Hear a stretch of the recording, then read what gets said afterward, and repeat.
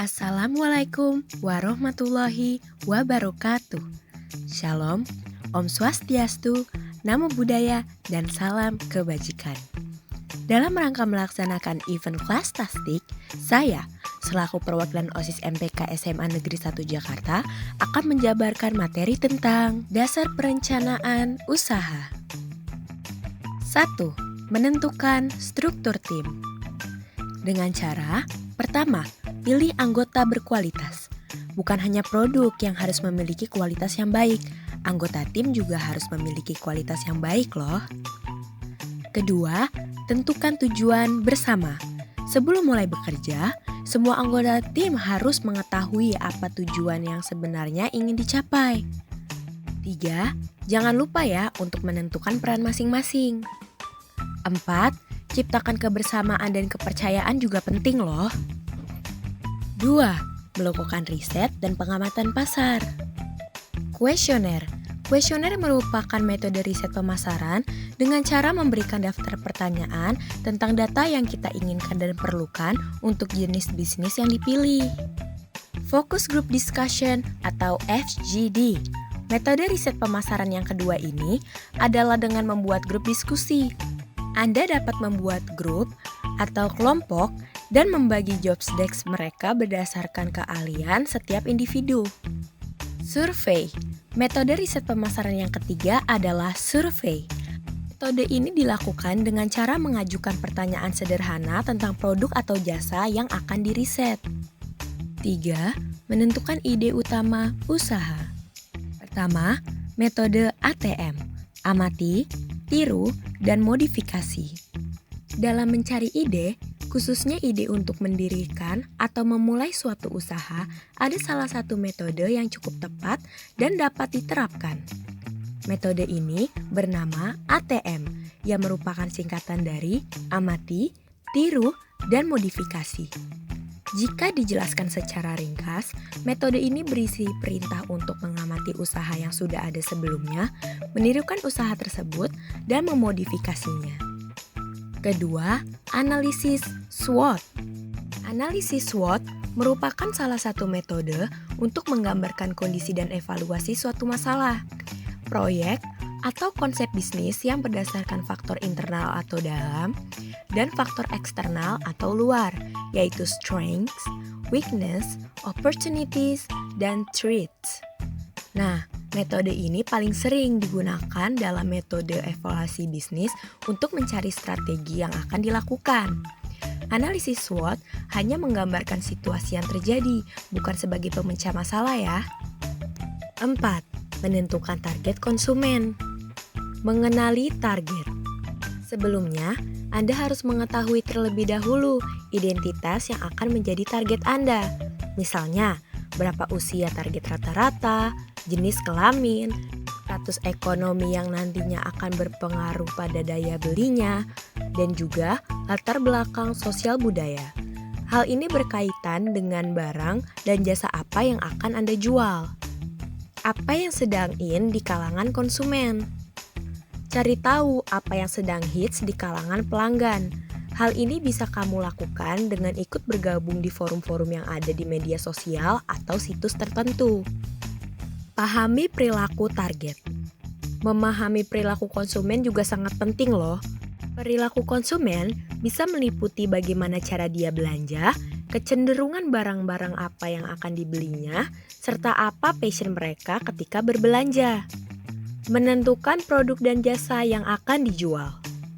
Setelah mengetahui kekurangan-kekurangan kompetitor Anda, kini saatnya Anda muncul ke permukaan dengan menawarkan produk baru dan siap menjawab kebutuhan pasar. Mengkaji ulang keputusan. Nah, setelah semuanya selesai dan sebelum memulai eksekusi kegiatan pemasaran, ada baiknya Anda mengkaji ulang tentang keputusan Anda. Tanyakan pada diri Anda, apakah barang yang Anda jual akan benar-benar memberikan manfaat untuk konsumen?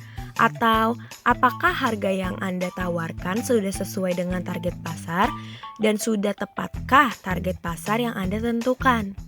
5. Menentukan harga produk, anggaran, dan pembiayaan. Berikut beberapa cara menentukan harga jual suatu produk.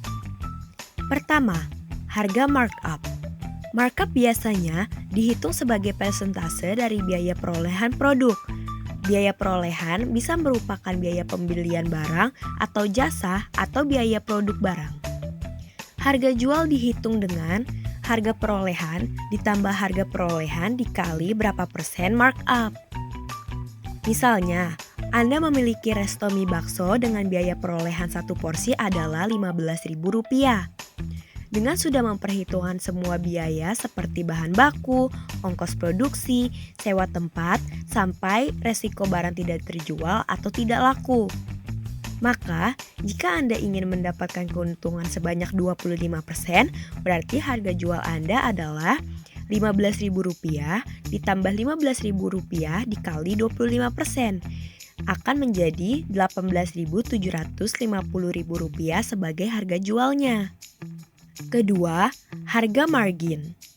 Markup biasanya dihitung sebagai persentase dari biaya perolehan produk. Biaya perolehan bisa merupakan biaya pembelian barang atau jasa atau biaya produksi barang.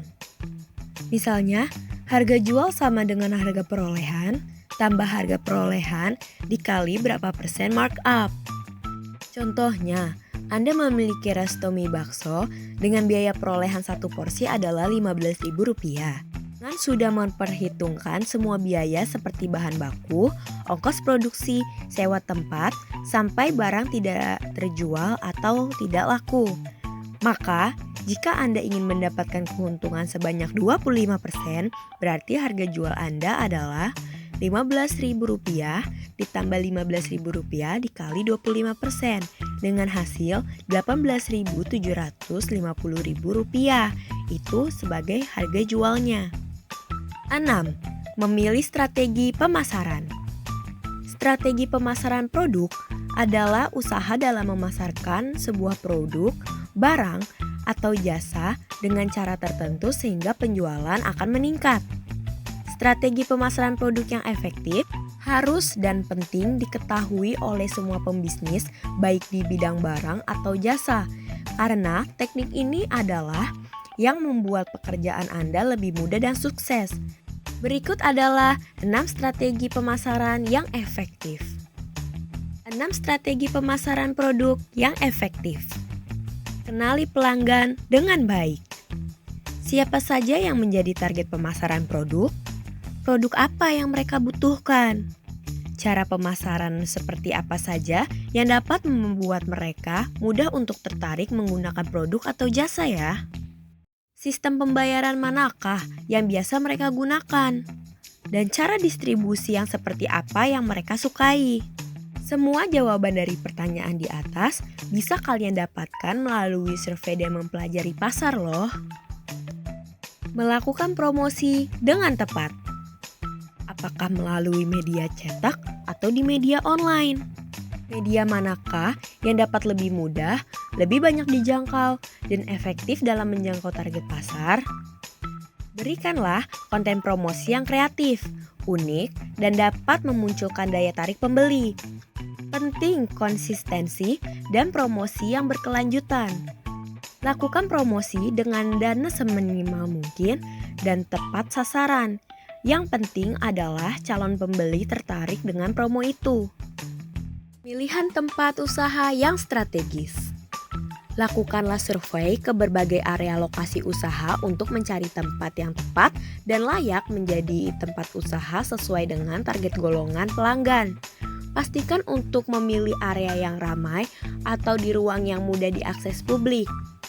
Buat suasana tempat usaha menjadi menarik masyarakat ataupun nyaman untuk disinggahi para pelanggan. Membuat anggaran sistematis. Metode sesuai kemampuan atau affordable method. Metode presentase penjualan atau percentage of sales method. Menetapkan presentase pengeluaran promosi berdasarkan total, hasil, atau nilai jual. Keseimbangan persaingan atau competitive parity method. Menetapkan anggaran berdasarkan pangsa suara dengan para pesaing.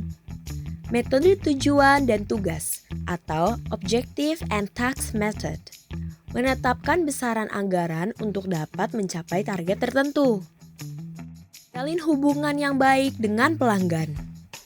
Memenuhi harapan pelanggan mengenai kualitas produk, melakukan komunikasi secara intens, menerima saran dan kritik pelanggan, memberikan penghargaan seperti produk, voucher, cashback, ataupun diskon khusus untuk pelanggan setia, selalu aktif di media sosial ataupun media komunikasi lain, dapat mengatasi masalah dengan tepat dan cepat, berusaha untuk tidak pernah mengingkar janji kepada pelanggan, dan menjadi seorang yang benar mengerti dan menguasai produk yang dijual. Membuat toko online. Keuntungan memiliki toko online e-commerce atau website toko online. Bisa memperluas jangkauan usaha, mengurangi pengeluaran untuk biaya sewa tempat dan pegawai, mengurangi harga produk, dan lebih nyaman dan terpercaya. Nah, itu dia tadi beberapa langkah dasar perencanaan usaha dan strategi pemasaran. Terima kasih bagi kalian yang sudah menonton dan berpartisipasi. Semangat, see you!